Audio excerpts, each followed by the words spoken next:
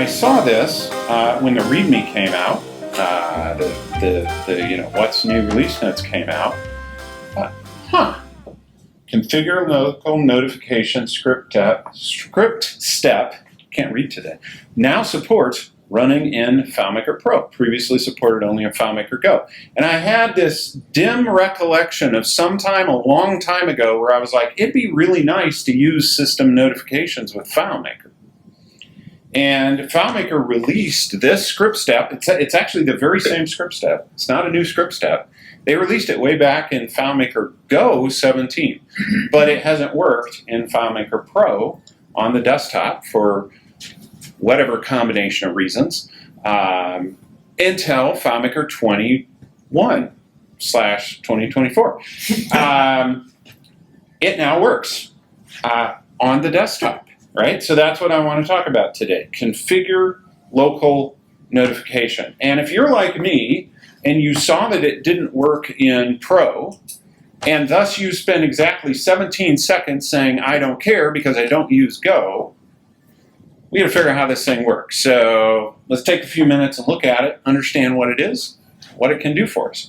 Now normally when I'm presenting, caveat here, normally when I'm presenting, I'm pretty good about remembering to go up here, and I'm on a Mac, so this is how you adjust your notifications.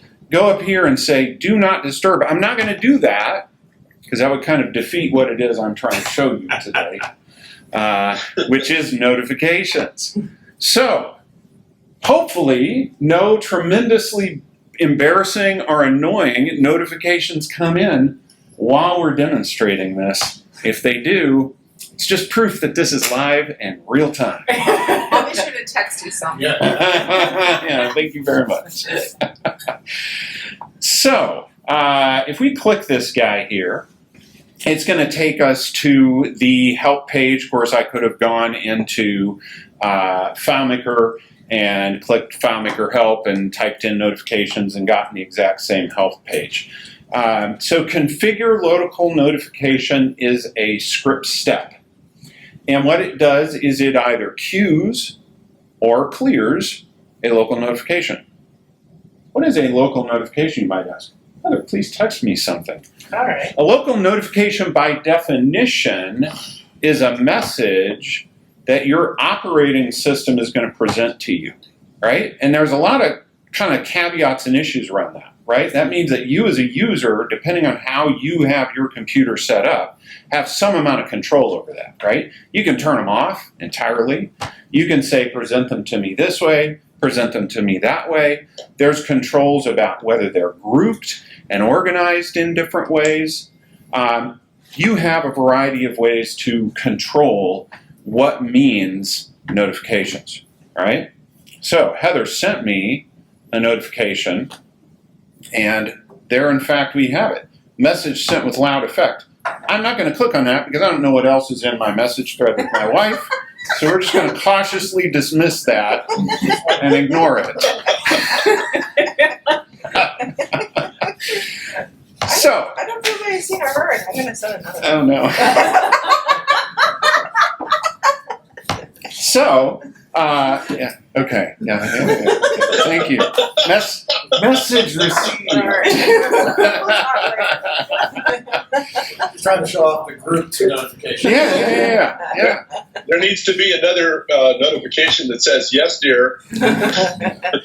So keep in mind that a notification is a thing that is really, it's not handled by the app or the service generating the notification, right? It's handled by your operating system and your particular user preferences. It's different on Mac than it is on Windows, it's different on iOS than it is on Android, etc., right? But similar to all of them is the fact that it's going to have some place where we can say, what's the message, what's the detail. Sometimes there's options to do a thing or not do a thing. We can clear them, we can ignore them, and the system will keep track of them and group them for us so that days later we can while away entire minutes clearing previously ignored notifications. We can do all kinds of fun stuff with notifications on our system, right? So it behooves us to remember what it is when we think about where might we use it. So what's the difference between a notification and noise, right? A notification, ideally, hopefully, is something useful that the user wants. Noise is, stop it, go away. I didn't need that news article right now. I didn't need that whatever. 9/10 of the mail notifications I get are telling me about the next spam I'm going to need to clear, right? That kind of thing, right? So there's a real danger with notifications that we're just generating noise instead of reminding ourselves that our nephew turned 15 today. Right? That was not planned. No, real, live and in real time. So think about what kind of notifications would be useful to your users, right? And make sure that it's ideally something that they want, because they can just turn it off, right?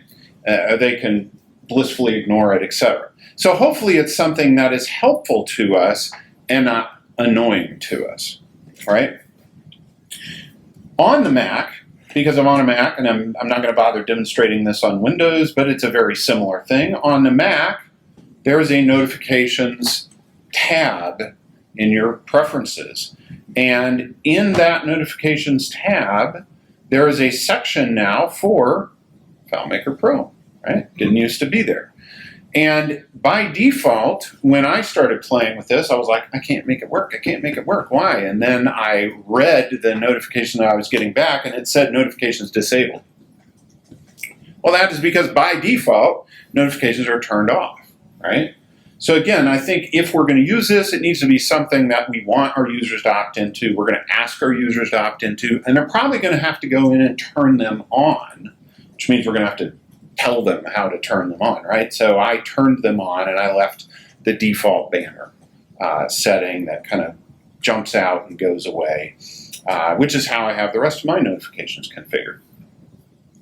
So how does this thing work? It is a verbose script step, but it is a relatively straightforward script step, right? So configure local notifications is a script step for which we do a variety of things. First of all, we tell it what are we doing. Are we either queuing the notification or are we clearing it? Why would you want to clear a notification, all right? I think the reason you'd want to clear it is because one of the ways we avoid annoying our users is that if they've already done a thing, we know that they already did a thing, even though we sent them a notification, maybe we do them the service of clearing that notification. Maybe we haven't presented it yet, right? Because maybe it was going to show up at a future point in time. Well, if we know they already did it and it no longer applies, rather than having a notification pop up later where their response is, I already did that, you dumb machine, maybe we clear it for them, right? So that's why you might want to clear a notification, right? Well, no longer applies. I know that they did it some other way, right? Why do we want to queue a notification? Because we want to tell them something. And down here, I'm going to skip delay number of seconds before queuing the notification. Now, it's actually not the number of seconds before queuing the notification. Practically speaking, it's the number of seconds before that notification is going to show up, right? So why do we want a future notification? Well, maybe I want to alert you 5 minutes before a meeting, that the meeting is in 5 minutes, right? Well, until it's 5 minutes before the meeting, that I don't want that notification to show up, right? When wouldn't I want a delay? When something becomes true right now that I want you to become aware of and act on immediately, right? I don't want any delay, I just want to pop a notification, right? So it might be some kind of script event or background process or something that says, make a notification happen. The name is not the thing that they're going to read. The name is actually I'm thinking about it as the internal identifier, and it needs to be unique. Why does it need to be unique?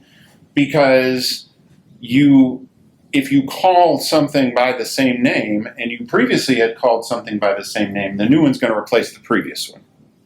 All right, so if you don't mean those two to be the same thing, so if the notification is take out the trash, but I want two unique take out the trash notifications because I want one for home and one for office, it can't just be take out the trash, right? It's got to be take out the trash dash some ID or some way of making it unique. It also needs to be something repeatable, right? Because if you create a notification with, let's say, get current timestamp is number, well, that would very likely be unique, right? Because it's only going to be that timestamp once, ever. But the fact that the likelihood that you're going to remember what timestamp that was when you want to clear it after the fact is very low. Right? So you may want to make it something that you can reconstruct. Script is what script we're going to run. Title is what it's going to say. Body is the text that it's going to tell us about. And then we've got some buttons and actions, right? So there's all of these different ways to configure what this is. Now, what happens when that thing fires? Well, when the notification fires, the first thing that's going to happen is, or when the notification script step is queued, sorry, let me rephrase that, right? When we fire this script step, if notifications are not allowed, if they are disabled, it is immediately going to try to run whatever script we have identified to be run right here. And it's going to return a parameter in the second line that says notifications not allowed. Now that's actually pretty useful, right? Because maybe what I would want to do is in my notification queue script is test at the very top if they're not allowed and submit a message to the user that says, please turn on notifications. They're really going to be helpful to you in the following ways, right? If they are allowed, when that queuing script runs, it's just going to queue the notification to the operating system. FileMaker's done. Nothing else happens until the notification presents itself, either immediately or after some delay. When it presents itself, if the user does nothing, nothing happens. But if the user clicks on that notification, we're going to get back in this second parameter here, notification selected. It's going to call that script and it's going to provide us a parameter that says they selected the notification, right? They clicked on it. However, if we configured some specific buttons, it's going to actually tell us what button they clicked, right? So we can have them perform a more discrete action without using FileMaker at all, right? Their user interface is the system OS level notification engine, right? So if they clicked on the second button that we identified, the parameter will tell us they clicked on the second button, right? A couple more things we get back. One is, was FileMaker in the background versus was it in the foreground when the notification, when the script was acted upon, either immediately because we couldn't send a notification or later after they did something, right? Why does that matter? Well, it matters because if it's in the foreground, maybe we don't want to interrupt what the user's doing immediately by doing a different thing, right? Maybe we want to fork our logic if it's in the foreground versus the background. And then lastly, we can set a script parameter with the script that we identify. And if we do so, that will be returned to the script that gets called as a fourth parameter. Okay, and then they have some examples. So pretty straightforward. All right, let's look at how that manifests itself. So to play with this, I went out and started a brand new file. I used the starter file of tasks, which is one of the starter files that FileMaker includes by default. With FileMaker 2024, they've included it for a while, right? And I've slightly modified this starter file in a few ways. Let's look at a few ways that I've modified it. The first thing I did was I added a task ID, right? So my idea was, hey, I want to be able to queue notifications for tasks, but then I want to be able to call back to that ID. And even though I've got a primary key here, that primary key is a big old long UUID, and I don't want to bother passing something that clunky into my notifications engine, so I want a simpler ID that I can expose to the end user, right? So I created a simple serial number task ID, 1000 and counting, 1001, 1002, 1003, right? So what's my task ID? Created a task ID. I also changed due date, completion date, from dates to timestamps. because I wanted a little bit more granular playing with, is this thing due or is it not due? When is it due? Is it overdue? Things like that, right? So I changed them from dates to timestamps. I think in a lot of cases, if we have tasks, timestamps are the logical thing that we would choose. And then lastly, I created this, is it overdue, right? And I'm simply testing for, hey, is this still due today or was it due previously? So I can do some different things, right? So I made those simple changes to this table, and then I wrote a couple of scripts. So the first script is kind of my download of everything I just talked through with you on the help page, and my thinking through, like, how would I use this, right? So this is my queue notification script. The second script is my simple initial crack at what would an action script look like if they're doing the notification, right? So queue the notification, do the notification. Now you could have slice and dice this up any number of ways, right? Queuing notification could be part of a larger script where you're dealing with internal notifications or other things elsewhere. There's any number of ways you might want to do that. But in this particular case, I just have a very simple model of queue the notification and do the notification, right? So how am I queuing the notification? So first of all, the name. Like I said, it needs to be unique. So in my case, I'm naming it the table name dot the task ID. I'm doing it that way because maybe I have notifications that I want to act on from 3 or 4 or 5 different places, right? So it's this kind of a notification versus that kind versus the other kind.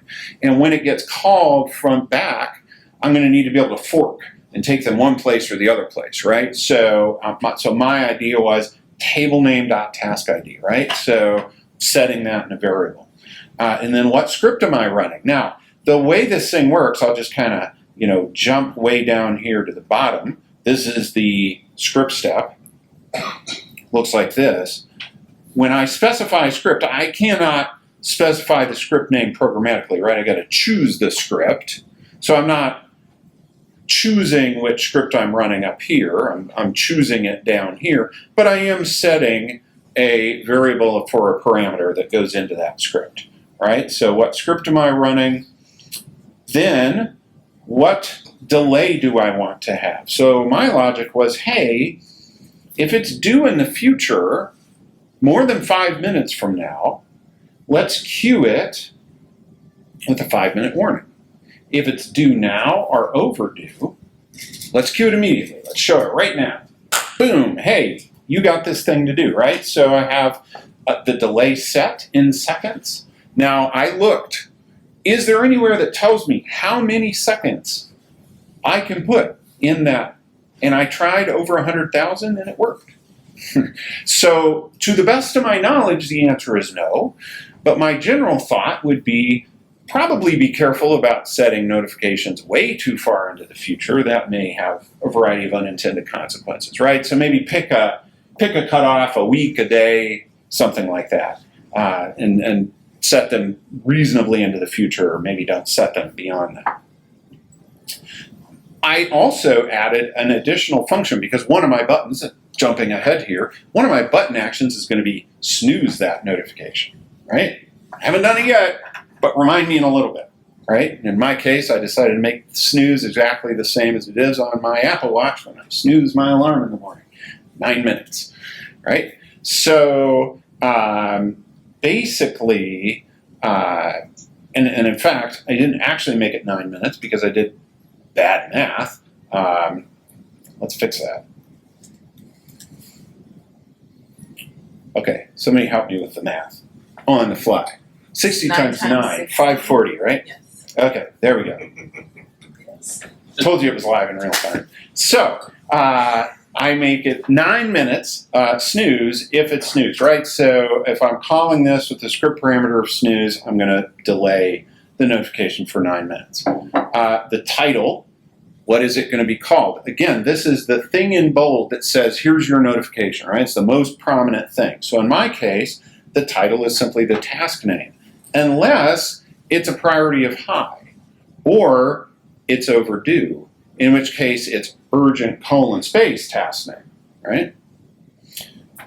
Body, right? So this is the text that comes below the task name, and your system is going to decide how much of that shows. So be careful, writing an entire paragraph may not be received. It's going to show the first few words. So I'm just showing the task description. And again, if it's overdue, I'm blending in that it's overdue how many days, right? Then we get down to the buttons, right? So the buttons are the specific things that I can allow a user to do specifically from the notification without interacting directly with FileMaker. So in my case, what I came up with here was I want to be able to snooze it. I want to be able to tell my system that I've already done it. And I want to be able to tell my system I'm doing it right now, right? I want to do 3 slightly different things in those circumstances. For whatever reason you're using the notifications, you might want to use those buttons for various reasons or not use them at all. They do not have to be specified. So in my case, it's snooze, already did it, and doing it now. Something to keep in mind is whatever you name that button, that is what is passed in as that second parameter, right? So name it something that you can and want to test for, something that is not duplicative of another thing, because the first one is going to win, right? So in my case, button 1 label is snooze, and there's a related function which is called foreground, right? And all that means is if FileMaker's in the background, should I bring it into the foreground when they act on the notification? So in my case, for snooze, no, I don't need to bring FileMaker in the foreground to snooze it. If they say already did it, I do want to bring it into the foreground because I want to ask when they did it, right? And I'm not going to be able to do that with that notification UI. I'm going to have to present a dialog in FileMaker to answer that, right? And then if it's doing it now, I also don't need it in the foreground because I'm just going to mark it done, right? So with all of that, I came up with my logic around all those settings, and I went in and configured my very long dialog with those different parameters, right? Dollar parameter, dollar delay, et cetera, et cetera, et cetera, to cue that notification. And just because I'm kind of debugging this, I also gave myself a simple show dialog that it happened, right? Notification queued. Probably wouldn't do that in a production system. When this notification is acted on, or when notifications are disallowed, the do notification script is going to be fired either immediately or when the user acts on the notification, right? So what do I want to have happen here? Well, first of all, I probably want to parse apart what this thing is telling me incoming, right? So what I did was I grabbed the first 4 different parameters and I named the thing that they are, right? So the first parameter is a notification name, second parameter is a notification action, third parameter is foreground, fourth parameter is notification parameter, right? So I just pulled those out, stuck them in variables so I could test for them and use them. And then I parsed apart my particular notification name model so that I could separately distinguish what table is it from what ID is it, right? Just following the convention that I set up with simple stuff, right? So I'm just setting what those parameters are at the front end. And then I'm doing some simple logic to say, what do I want to do with it, right? So if the notification action is notifications not allowed, I want to kindly ask the user to enable notifications. That's what I want to do.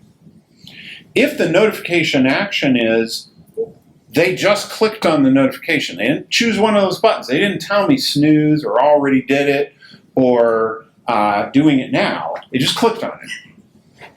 Then what I want to do is just simply take them to the task that they clicked on. All right, that makes sense. Now, maybe I would want to do additional things. Maybe I would want to prompt them then to fill out the task or something else. But in my case, I'm just taking them to the task that they clicked on, right? So pretty simple. Go to layout, perform find for the task ID presented, right? And if it was some other table, maybe I would want to do some other thing. Maybe it's the same deal, or maybe it's a different model. But then finally, if they click on one of those buttons, then maybe I want to do some more specific things, right? So down here in my else, if the notification action was snooze, what am I going to do? Well, I'm going to mark that task as postponed, and I'm going to spawn a new notification, right, with the parameter of snooze, which is going to spawn the same notification, but for 9 minutes from now, right? If the notification, if they clicked on I already did it, then what's going to happen is I'm going to bring them here, right? Bring them here, find the notification in question, and so I kind of forgot to actually add that to my scripting, because like I said, I did it this morning rapidly. I'm going to bring them here, find the notification in question, and say, hey, when did you complete that task, right? And then mark it as completed and commit the record. And then lastly, if I'm doing it now, right? Hey, I'm doing it now. I'm going to, in the background, do the same thing, right? I'm going to go in here, I'm going to mark it completed, and set the date. Okay, so I'm going to dismiss this. We're going to, just because, you know, we want to step it through real fast, I'm going to bring up the script debugger so we can watch it queue, right? So I'm going to queue a notification for walk the dog, and note my notification is presently not marked as complete It's not. and is overdue. All right, so I'm going to queue a notification for walk the dog, which was due this morning at 10 a.m. Now, lucky for me, I don't actually have a dog, so it's okay. But, you know, if I did, probably I'm a little bit behind the curve, right? So I'm going to queue a notification for walk the dog, right? So let's do that. I'm going to go through here, set the name, etc. Let's just pop this up so we can kind of see it as it goes, right? So the parameter is home, that's the category. Here's my name for my notification. I'm going to set my delay. Why is it 0? It's 0 because it's past due, right? So I want to present the notification immediately. I'm not snoozing. I've got the title here, walk the dog. Now my is it overdue test only tests for the day, not the minute, so I'm not calling it overdue yet.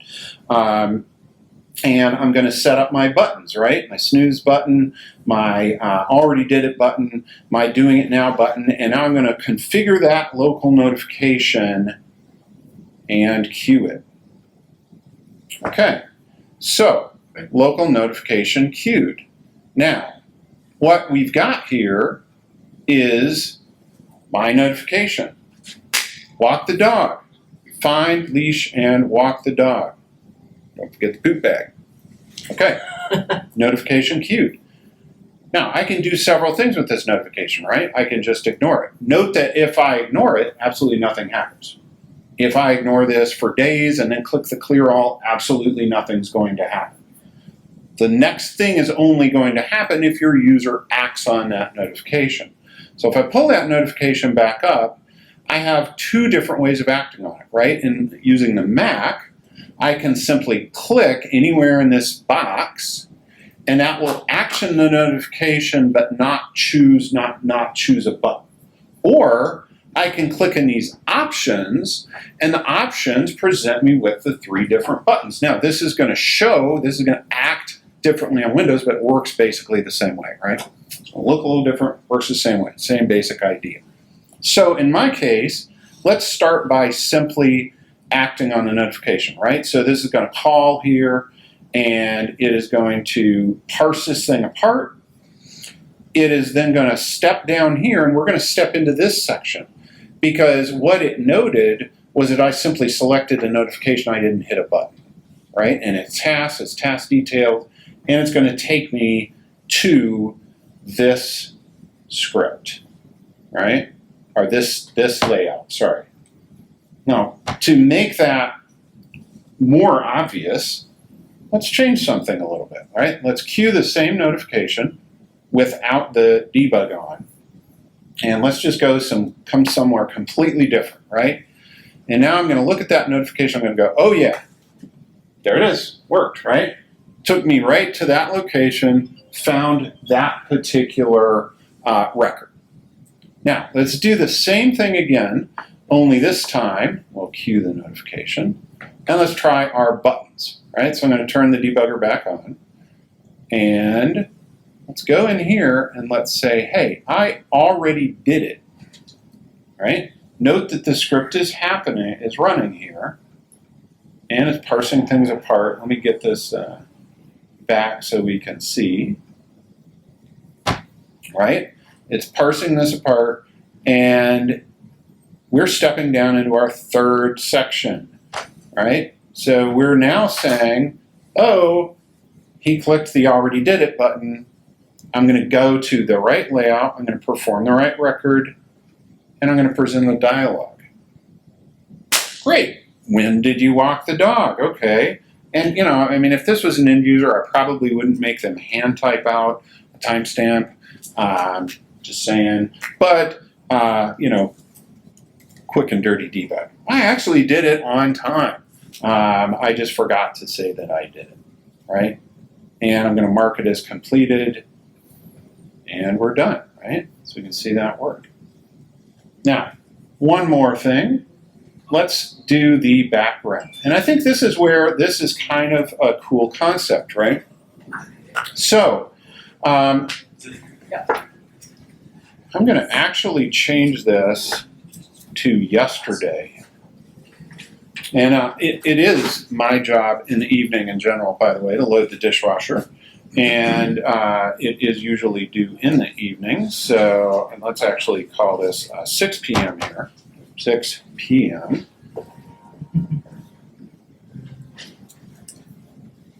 And let's cue that notification, right?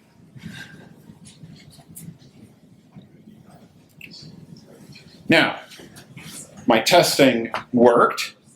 It's reminding me, urgent, load the dishwasher, overdue, find all the dishes and load the dishwasher. Okay, shoot, right.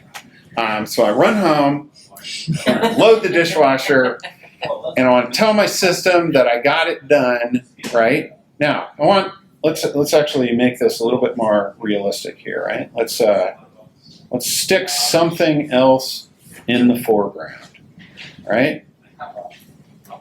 I'm going to say, hey, doing it now. Okay, she didn't notice. All right.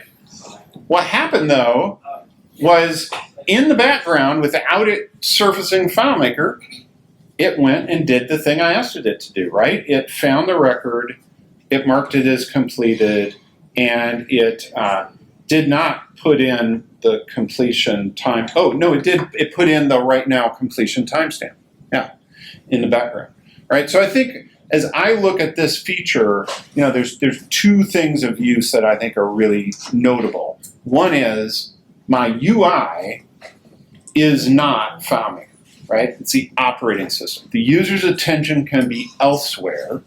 And the second one is I can let them tell me something without them having to do it in the foreground, right? They can tell me without surfacing FileMaker. All right, so there it is. That's my presentation. Now, what is Dennis's question? Hi, Steve. Here's my question. Actually, this is funny because it was going to be a two-part question, but I'm glad I waited to the very end because you demonstrated the first part of my question, which is something being in the foreground. Or in the case of somebody on Windows, if FileMaker is their foreground app, if something else is their foreground app, let's say Safari or whatever else they're doing, they never see the message that occurs when they've got a cursor in a field and I'm trying to access that record. And I click the message button to tell them, please release that record, I need to use it. So here's the second part of my question. Suppose you are that person and I'm trying to communicate to you, and you've run home to load the dishwasher and left your cursor in that field. Will you see the notification on your phone that's in your pocket when you're on your way home to load the dishwasher? Yeah, and the answer is I certainly will not. This notification is local to wherever my app is running, right? So the only instance in which I would, so I guess I shouldn't say certainly will not, likely will not is probably the more right answer, would be if I also had FileMaker Go running and I also had the same kind of notifications engine queuing with Go, and it was queuing locally to my phone. In which case, I would see that notification, but that's actually not where I've got my cursor in the field, so not a huge help. So it is very specific to the user environment in which FileMaker is running, right? So great question. Keep that in mind because it does limit the scope of where this is useful to you. One of the options might be in a notification like that, which you could detect, by getting an error, that would cause your script to run. One of your reply options could be, I'm not at my desk right now, but I'm on my way back. Yeah. Yep. But we would need to use a different kind of notification engine to deliver that notification. Got it. Doc also has the same. Thanks. Thank you, Steve. All right. And Doc has the same thing. Doc. Yeah, having dealt with some rather contrarian user communities, is there a way using AppleScript to, let's say, we detect that the notifications are off for FileMaker and then use AppleScript or some other scripting mechanism to force that user's notifications to turn on for FileMaker? Yeah. I don't know. Does anyone on the call know? If it's like remote notifications for iOS apps, like native ones, the answer would be no. The user has control over if any notifications show up, whether that's with the focus feature or on an app-by-app basis in the iOS settings. I think it's probably the same for local notifications. I would guess so as well. Now, we can, of course, be a little bit clever, right? Because what we can see here, I just turn notifications off and I just queued a notification and FileMaker immediately Ran the script and I tested and therefore I was given this dialog, right? Mhm. We could make that a startup condition, right? So if we're in a business environment where the business rule is you will have notifications on for FileMaker, we can make that a startup condition and say, per the terms of your employment, you need to have notifications running. It is not currently running. Turn it on and boot them out of the system until they do so, right? So, I mean, you can handle it in that way. Okay. But I do believe that it is, the user's control on the setting itself. There are some sort of edge case conditions where even if they have opted in to receive notifications for a particular app, one of the conditions being if the battery level drops below a certain point, iOS will throttle things like notifications, so it doesn't keep waking up the device. So there are some other things that aren't even just specifically user settings. So definitely not a panacea, right? I think it's better to think of notifications from my perspective as more a carrot and less the stick. Hopefully hopefully we're presenting notifications that are helpful and useful to users, not annoying. Yeah, you wouldn't want to rely on it. It is not your only method. Yeah, for sure. All right, with that, let's stop there on notifications and let's go to the next contestant.